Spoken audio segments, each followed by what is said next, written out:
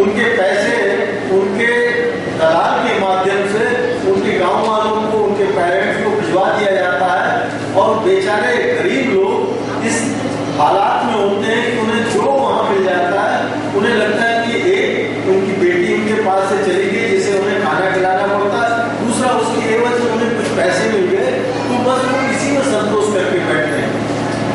आप लोगों में से किसी ने नहीं देखा होगा कि किसी टाटा बिरला डालमिया की बेटी इस तरीके से पूरे के पूरे साल के साल अपने घर परिवार को छोड़ करके इस तरीके से जाके दूसरे के यहाँ नौकरी करे, चाकरी करे। लेकिन ऐसा हमारे मुल्क में हो रहा है। आज भी दिन आंध्र प्रदेश जैसे देश में, इस देश के आंध्र प्रदेश जैसे प्रदेश में जो इस मामले में माना जाता है कि वहां पर सूचना प्रसार जो तकनीक है, जो इंफॉर्मेशन टेक्नोलॉजी है, उसमें वो बहुत आगे है। आपको बता दें कि वहां सबसे ज्यादा जो बच्चियों की तस्करी खाड़ी देशों को होती है वो आंध्र प्रदेश से होती है। नन्ही मुन्नी बच्चियां अरब से ले जाते हैं, अपने हरम की शोभा बढ़ाते हैं और उनका हर तरीके का शोषण करते हैं। और ये दशा हमारे मुल्क में लगभग सभी जगह दिखाई देती है। एक अमेरिका जैसे मुल्क की जो CIA है, वो जो बड़ी भारी रिपोर्ट कहती है, वो कहती है कि वहां कम से कम 40 से 50 हजार लोग नाजायज तरीके से नौकरी के लिए ले जाए जाते हैं और इनमें बहुसंख्यक लोग गरीब मुल्कों के होते हैं और उनसे हर तरीके के काम किए जाते हैं। और इनमें महिलाएं और बच्चे बड़े पैमाने पे होते हैं क्योंकि वे एक मायने में बेजुबान होते हैं, उन्हें पता नहीं होता है और इस अभाव से, इस गरीबी से गए होते हैं कि उनको लगता है कि ठीक है, यहाँ कम से कम रोटी कपड़ा मिल रहा है। और कई बार उन बच्चों को, महिलाओं को जो तमाम शोषण का शिकार हर तरीके से नैतिक, अनैतिक, आर्थिक, शारीरिक शोषण का शिकार हो रहे होते हैं, वो भी नहीं कर सकते कि उन्हें भागने का भी कोई रास्ता नहीं मालूम है, शिक्षित है नहीं और उनके पास साधन भी नहीं है, तो उन्हें सिर्फ अपने शोषण का ही शिकार होना पड़ता है। ऐसे में ये जो माहौल बना है पूरे देश के अंदर, पूरे गरीब मुल्कों के अंदर, इसमें आप लोग, सब लोगों को महसूस करना चाहिए कि ये जो कानूनों की जानकारियां हैं, चाहे जिस मजबूरी में सरकार बना रही हो, लेकिन अगर सरकार ने कुछ कानून बनाए हैं तो उन कानूनों के बारे में जितनी आपको ज्यादा से ज्यादा जानकारी होगी, आप उतनी मजबूती से, जैसे आप यूं कह देते हैं ना कि कोई आदमी आया बोले ये जो है हत्या का मुकदमा है, ये मर्डर हो गया, ये गलत काम है। ऐसे जिस दिन आप ये कहना शुरू कर देंगे कि ये देह व्यापार का काम है, ये गलत काम है और हम ये नहीं करेंगे, तो फिर आप जान लीजिए कि उस काम को करने के पहले लोग 10 बार सोचेंगे। इसमें कोई दो राय नहीं।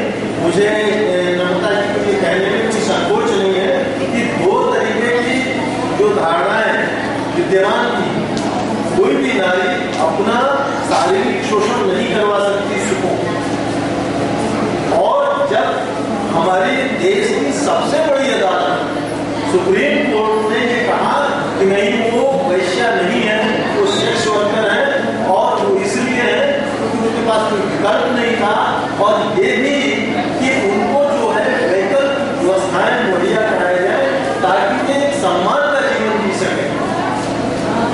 हमारी सरकारों ने ऐसा कोई काम नहीं किया कि वो सम्मान का जीवन व्यतीत कर सके, और हममें से बहुत सारे लोग इसलिए उस काम को नहीं कर सके। हालांकि उस फैसले में ये कहा गया कि वो तमाम लोग जो संवेदनशील हैं, जो समझदार हैं, जो गैर सरकारी संगठन हैं, सरकारी तौर पे हैं, वे सुझाव एक पैनल उन्होंने बनाया जहाँ पे वो सुझाव देने थे, वो इसलिए नहीं दे सकते क्योंकि आपको, हमको उसकी बहुत ज्यादा जानकारी है।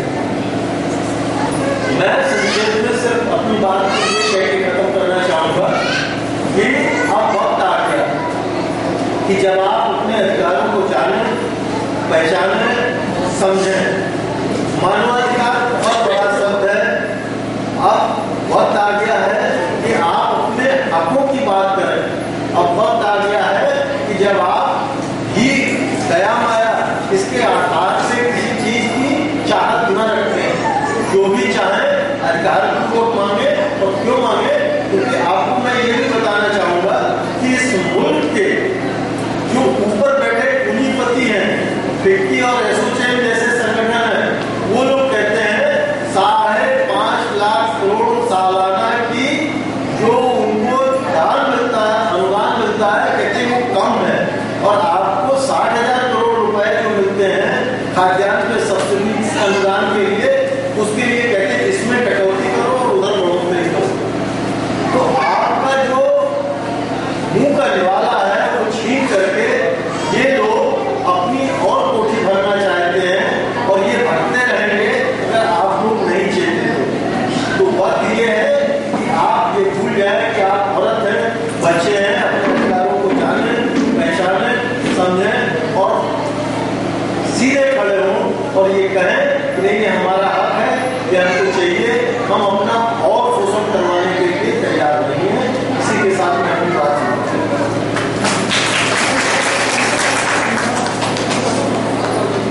बहुत बहुत धन्यवाद सर। अब मैं चाहूँगा कि जो हम पूर्व आप 2 मिनट में अपनी बातों को रखें।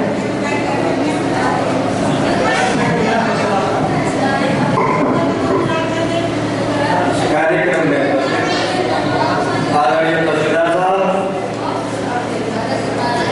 आदरणीय प्रधान जी, यहाँ पर उपस्थित सभी सम्मानित हमारी माताएं बहनें, दूर दराज से आए हुए सभी सम्मानित जन, ये कार्यक्रम बहुत बढ़िया कार्यक्रम है। इसकी जितनी भी सराहना की है कम है, लेकिन सच में मैं आपसे कहना चाहता हूँ ये कार्यक्रम की शुरुआत की गई कि हम आपको जागरूक करने के लिए कार्यक्रम की शुरुआत की गई, लेकिन हमको सोचना पड़ेगा। हम सारे लोगों की शिकायतें करते हैं, कहीं न कहीं किसी का दोष आरोपण करते हैं साथियों, लेकिन हम आपको सोचना पड़ेगा कि किसी के दोष आरोपण करने से पहले हम अपने हाथ के गिरबान में झांकने की कोशिश नहीं करते। हम जब तक अपने गिरबान में झांकने की कोशिश नहीं करेंगे, निश्चित रूप से कहीं न कहीं हमारा आपका दोष होगा। हम जितनी भी बुराइयों की चर्चा कर रहे हैं, चाहे किसी के ऊपर दोषारोपण की चर्चा कर रहे हैं, लेकिन निश्चित रूप से कहीं न कहीं हम सुधारने का काम नहीं करेंगे, निश्चित रूप से किसी दूसरे को सुधारने का काम नहीं करेंगे। इसलिए हमारी माताएं हमारे बैठे हैं, कहीं न कहीं दोष हम शायद पुरुष वर्ग के, लेकिन कहीं न कहीं हम आपकी समानता और सहभागिता किसी एक का दोष अगर कह लिया जाए, चाहे पुरुष वर्ग का दोष कह लिया जाए, चाहे महिलाओं का दोष कह लिया जाए, किसी का एक का दोष नहीं हो सकता। इसमें सबकी जिम्मेदारी बनती है कि हम सारे लोग सहभागिता कर, हम सारे लोग एक जिम्मेदार बन करके, हम सारे लोग अपनी कमी इस महसूस करके इस काम को करें, तो हमारी जिम्मेदारी बनती है। इसलिए मैं आपसे कहना चाहता हूँ, कभी आपने देखा है कि किसी के बुराई के बारे में किसी ने कहा कि कान को भी बंद किया और आंख को भी बंद किया और मुंह को भी बंद किया? उसने कहा इस चीज को कि हम बुरा भी देख पाएंगे, बुरा भी सुनेंगे भी नहीं और बुरा देखेंगे भी नहीं, तब आप उनका भला होने का काम करेगा। किसी कवि ने भी कह दिया है कि वही मनुष्य है जो मनुष्य के लिए मरे, और जब तक हम सारे मनुष्य के लिए मरने का काम नहीं करें, एक इंसान को इंसान समझने का काम नहीं करेंगे, निश्चित रूप से कहीं न कहीं हम आपका दोष हो सकता है। सत्य में चाहे भेदभाव को नहीं लिया जाए, कभी कभी आपने सोचा होगा कि नेताओं को, आज के नेताओं के बीच में कहीं चांदी सिक्के से, सोने के रुपए के सिक्के से तोड़ा जाता है, कहीं चांदी सोने के मुकुट पहनाया जाता है, साथ ही पहनाने वाला कौन व्यक्ति होगा? पहनाने वाला हमें आखिरी व्यक्ति होंगे। लेकिन इस बात को सोचना होगा कि हम आपके करीब चुनने का काम नहीं करते हैं।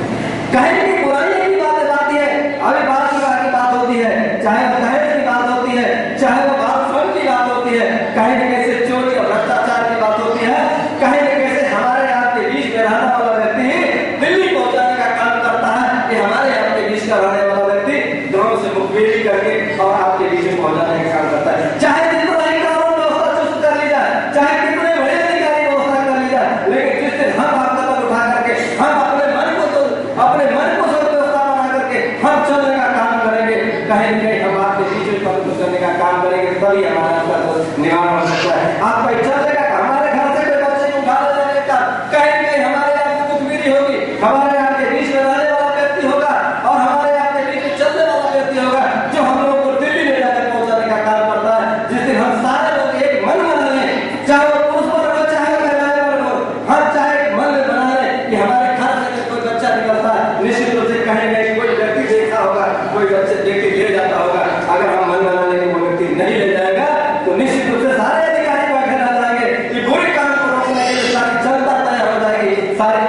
वाइज आपके घर पहुंचने का काम करेंगे। निश्चित रूप से कहेंगे हमारा आपका हक है, हमारी आपकी जिम्मेदारी बनती है। इसलिए हम आपको मैं किसी व्यक्ति की बात नहीं करता, मैं किसी महिला की बात नहीं करता, मैं किसी पुरुष की बात नहीं करता। ये सारे चाहे महिला हो चाहे पुरुष हो, ये सबकी जिम्मेदारी लगती है। सबके कानून व्यवस्था हमारे आपके बीच में है। कानून हम पैदा करेंगे, कानून के बीच में पैदा बनाने वाले हम ही कानून में पैदा करेंगे। कोई दूसरा व्यक्ति नहीं है, कोई पुरुष ही महिला ही कानून को बनाता है। लेकिन कहीं कहीं इस अत्याचार के खिलाफ, इस अन्याय के खिलाफ जंग लड़ने का ऐलान, जंग करने का काम हमारे आपकी जिम्मेदारी किसी महिला की नहीं, ये पुरुष की भी जिम्मेदारी बनती है। कभी कभी अत्याचार की बात आती है, दहेज की बात आती है, दहेज के साथ सारे लोग करते हैं दहेज के साथ में। लेकिन कहीं कहीं किसी कभी नहीं कहते कि वही मनुष्य जो मनुष्य देने वाले, हम आपके मरने के लिए तैयार होंगे, हम आपके साथ जीने के लिए तैयार होंगे, आपके साथ अच्छे कर्म करें। कहीं किसी शास्त्रों में, किसी पुराणों में कहीं नहीं लिखा हुआ है कि किसी बुरे काम को करने के लिए शास्त्र पुराण में कहीं लिखा हुआ। अब आपके बीच में करा के मुंह पर पढ़ाई तो नहीं करता, लेकिन हम लोग तहसीलदार साहब बैठे हुए हैं, तहसीलदार है, लेकिन इन्होंने शिक्षा देने का काम भी सकल रियासत के पास एक इतना पड़ता है, वहां पे अपनी नौकरी के बाद शिक्षा देने का काम किया। साथ ही इसलिए अपनी नौकरी में छोड़कर इसके बाद भी, इसलिए हम आपको जिस दिन जिम्मेदार बनने का काम करें तो हम आज कहते रह जाएंगे ये फला व्यक्ति बुरा है, फला महिला बुरा है, सारे लोग ने तो निश्चित रूप से कहेंगे इसका भला नहीं चलता है। हम सारे लोगों को सोचना पड़ेगा और करना पड़ेगा। कैसे बल्कि आजाद भारत को दिलाने के लिए किसी भी महापुरुष ने आजाद को नहीं दिया, उसके पीछे चलने वाले हजारों लाखों करोड़ों लोग जो है उनके पीछे चलने का काम किया। जब सारे लोगों ने बुराइयों को भगाने का काम किया, सभी महिलाएं हो चाहे पुरुष, सभी लोगों ने चलने का काम किया, तब वो महापुरुष जो है आज से आपके बीच में ऐसे बुराइयों को भगाने का काम में सफलता प्राप्त किया। इसलिए आज हम सारे लोगों को जरूरत है इस बात को सोचने की, कथनी को कार्य में बदलना पड़ेगा। ऐसा जो मैं आपसे कहना चाहता हूं कि कथनी को आप तहसीलदार साहब तो अकेले हैं बैठे रहेंगे, लेकिन कर्म तो यहाँ होगा, पहले हम जानेंगे इसके बाद तहसीलदार साहब जानेंगे। इसलिए हम इस चीज में खड़ा हो जाएंगे, निश्चित रूप से कहीं कहीं बुराइयों को भाग जाएंगे। इसलिए साथी आपसे कहना है क्योंकि संसार में बहुत खड़े हो गए हैं, इसलिए मैं आपसे भेजना चाहता हूँ कि मैं अपनी वाणी को विराम देने आए सभी सामान्य लोग करते हुए इस आशा और उम्मीद के साथ कि सभी लोग इस तरह की जागरूकता पैदा कर रहे, चाहे वो पुरुष हो चाहे वो नारी है तो अपनी नहीं, अगर बहन है तो अपनी बहन है, भाई है तो अपना भाई है। इस तरह के सारे लोगों के अंदर इस तरह की भावना पैदा हो जाए, निश्चित रूप से हम सारे लोगों का विकास हो जाएगा। किसी को अपमान घर पालो किसके लगाए जाते हैं, किसी चोरों के लिए विवेकानंद ने कहा कि विद्यासागर जा रहे थे, उन्होंने कहा कि 10-20 लोगों ने मिलकर कहा कि मुझे गाली दे रहे थे, उन्होंने कहा कि भला किसी का नहीं किया उसका इसका आज जमाना इस तरह का परिवर्तन होगा। इसलिए मैं आपसे निवेदन करना चाहता हूँ सभी लोगों के बीच में इस तरह की जागरूकता पैदा होनी चाहिए। हम सारे लोग बुराइयों को से दूर रहे, बुराइयों को भगाएंगे, बुराइयों को सुनेंगे नहीं, निश्चित रूप से कहेंगे सबका भला होगा। इन चंद शब्दों के साथ मैं अपनी वाणी को विराम देता हूँ और सभी आए हुए सम्मानित जनों का हृदय से स्वागत करते हुए अपनी वाणी को विराम कर देता हूँ। बहुत बहुत धन्यवाद सर। आप पर सुबह से अभी तक इस कार्य का सारांश रहे, सबको समेट कर आपने बहुत सारे शब्दों में अपने विचारों को व्यक्त किया। मैं समाज की ओर से, संस्था की ओर से कृतज्ञता ज्ञापित करता हूँ और वक्ताओं की कड़ी में विचार श्रृंखला की माला में मैं निवेदन करूंगा कि परमानंद तहसीलदार साहब आपको हमें और हम लोगों को दिशा निर्देश दें। परमानंद तहसीलदार साहब।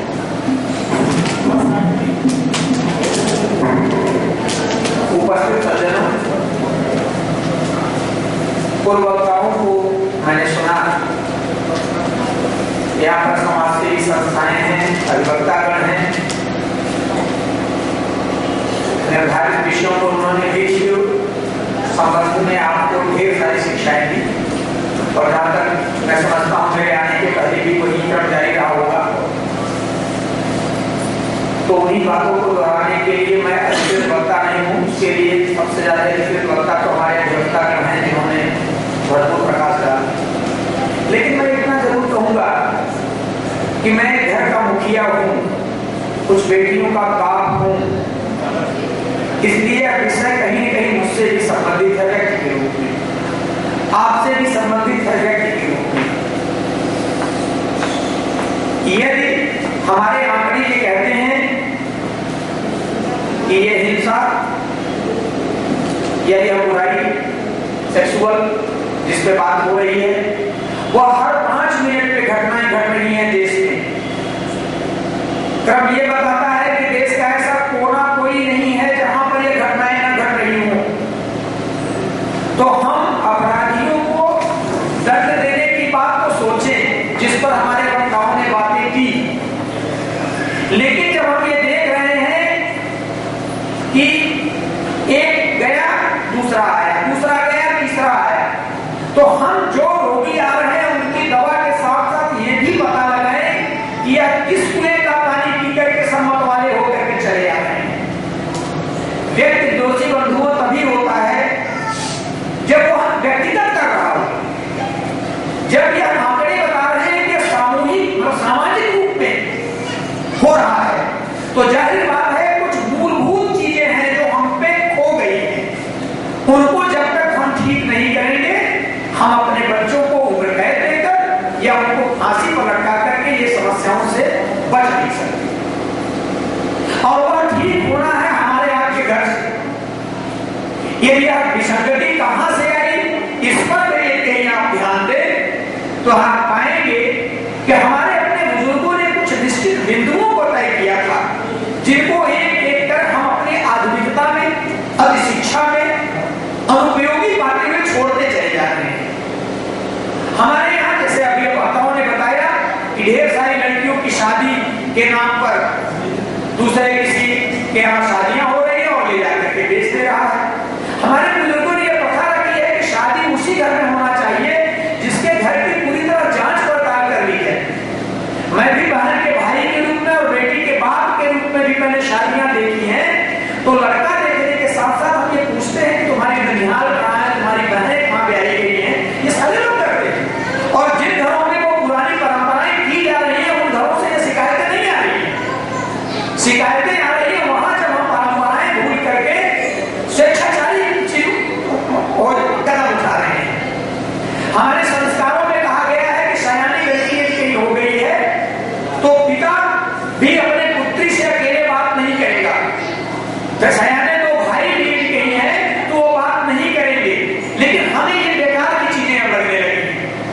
और उसका परिणाम हम देख रहे हैं कि हमारी लिस्ट में जो हमारे सामने रखी गई है उसमें यौन हिंसा, जो घरेलू हिंसा में किसके किसके लिए शिकायत किया जा सकता है, उसमें पहले लिखा गया है पिता, फिर भाई, फिर ससुर, फिर जेठ।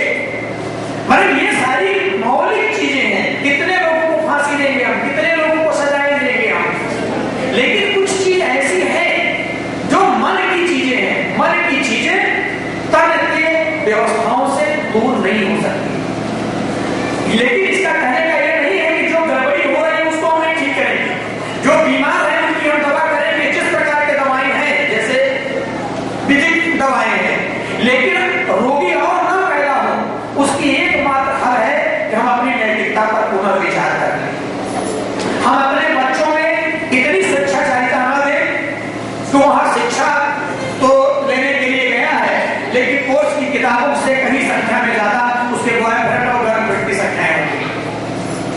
खाद की शिकायतें अभी पूर्ववक्ता ने कही, हम भी पढ़ते हैं, हमारे माननीय सुप्रीम कोर्ट के जज भी बड़े उद्योगित हुए, यहाँ तक कि नियम कानून बने, लेकिन खाद का मतलब अत्याचारी ग्रुप नहीं है। खाद का मतलब हमारी सामाजिक संस्था है जो हमारे अपने सामाजिक नैतिक मूल्यों को और नैतिक बिंदुओं पर सामाजिक रूप में विचार करता है। ये ठीक है कि कुछ खाद के निर्णय ऐसे रहे जो अपनी सीमाएं पार कर गई, लेकिन वहां उनके दर्दों को बगैर देखे सिर्फ उनको अत्याचारी कह दिया गया, ये भी एक गलत है। कोई भी परंपरा को लगा अचानक से तोड़ दिया जाए कि कहीं कोई ये कहे कि किसी की लड़की कहीं किसी दूसरे लड़के के साथ भाग गई और उस बाप ने उसका कत्ल कर दिया, उस बाप से जरा पूछिए, हमारे आप को अपने में ही मेरे बाप में देखिए कि उस बाप का या भाई का समाज में क्या गति होती है। यही वह बाप जिम्मेदार है तो यह समाज भी कम जिम्मेदार नहीं है उस पर जो उंगली उठाता है कि देखिए किसी की लड़की भाग गई है। हम लाख उन्नतशील हो गए हैं, लेकिन अंतरजातीय विवाह को हमारे समाज ने अब भी स्वीकार नहीं किया है। छिटपुट घटनाओं से नियम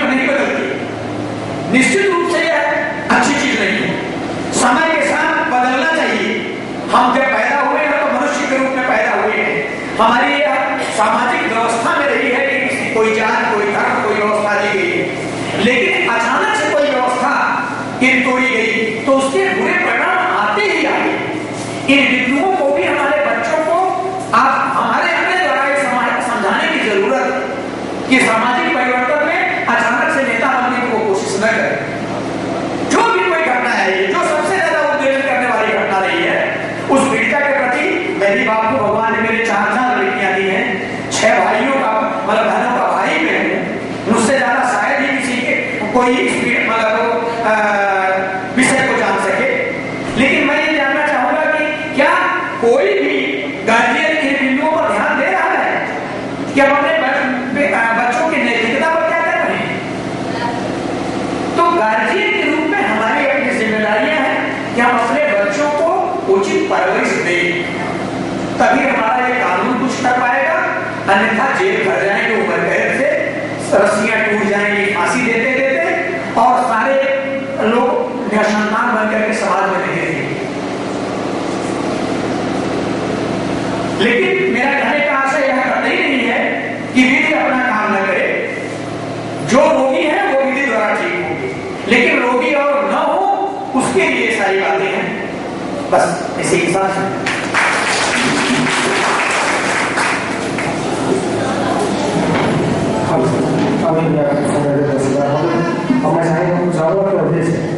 आवेदन और आए हुए सभी अतिथियों का अपने संस्था की ओर से धन्यवाद ज्ञापित करें और अमूल्य समय देने के लिए आभार व्यक्त करें। इस बात करने को सौंप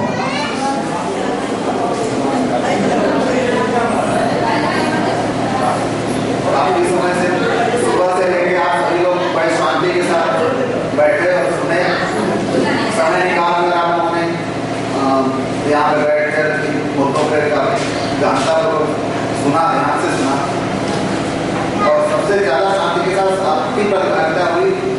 तो सबसे पहले धन्यवाद आप लोगों का ही हम करेंगे, क्योंकि आप लोगों ने आगे यहाँ पे समय दिया और अनुभव भी समझा है सबके साथ लोग। सबसे पहले धन्यवाद करेंगे कि संस्थान की तरफ से, हमारे सभी साथियों की तरफ से एसडीएम साहब आए, समय निकाल कर, तहसीलदार साहब अंत में आके अपना समय निकालते हुए, सक्षम कार्य समय निकालते हुए आके यहाँ पे अपने विचार व्यक्त किया। आप लोगों का बहुत बहुत धन्यवाद करते हैं हम लोग। साथ में कुशवाहा साहब, आपने भी काफी इंतजार किया, बैठे रहे, इंतजार के साथ साथ और अपने भोजन में हमारे साथियों का मनोबल बढ़ाया। आपका भी बहुत बहुत धन्यवाद। हमारे कुछ साथी चले गए हैं, धर्मेंद्र जी जिनको जाना था उन्होंने भी आए और समझ गया कि 2 दिन थी, वो भी बनारस से आके और यहाँ पे सभी साथियों के साथ जो काफी मुद्दों पे, सामाजिक सरकार के मुद्दों पे वो जुड़ी रहती है, बहुत काम करती रहती है, वो भी आगे आप उनके साथ सबके साथ बात किया और शेयर किया। उनका भी हम लोग धन्यवाद करते हैं। जो लोग यहाँ पे हैं, जो नहीं है, उनका भी धन्यवाद हम लोग करते हैं। यहाँ पे हमारे ह्यूमन राइट के सभी साथी, विष्णु शुक्ला जी कानपुर से आए, समय निकाले, एचआरएल के साथी शास्त्री जी इलाहाबाद से, सिस्टर आशीष और जितने साथी लोग आए दिल्ली से भी, और एक मनोबल बढ़ा है। इस काम को आगे बढ़ाने के लिए शास्त्री ने काफी बार हम लोग बात करते रहे और शंकाएं जो थी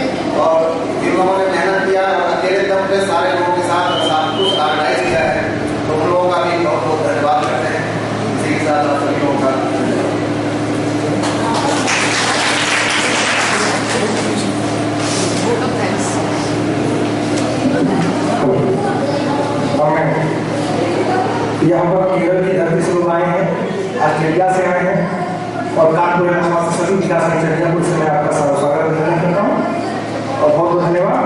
ये सरस्वती जी कुछ कहना चाहेंगे, आप कहें और कार्यक्रम में समाप्त।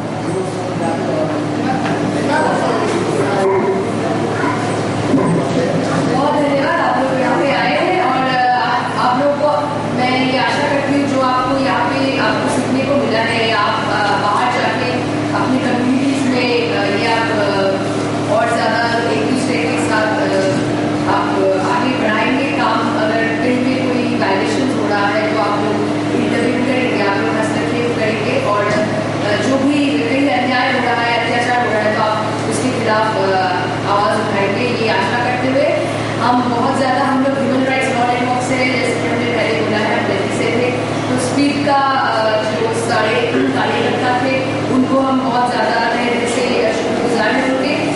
मेरी अवरेश जी, उन्होंने पूरा ये प्रोग्राम करने के लिए हमें पूरा सपोर्ट किया है और हमारी दिल्ली टीम को जो ओवरनाइट जर्नी करके हम लोग आए हैं, आज हम फिर वापस निकल जाएंगे। एडवोकेट विष्णु शुक्ला को, एंकर्स संजय शर्मा जी बहुत धन्यवाद, नम्रता जी आप आए हैं, पांडे जी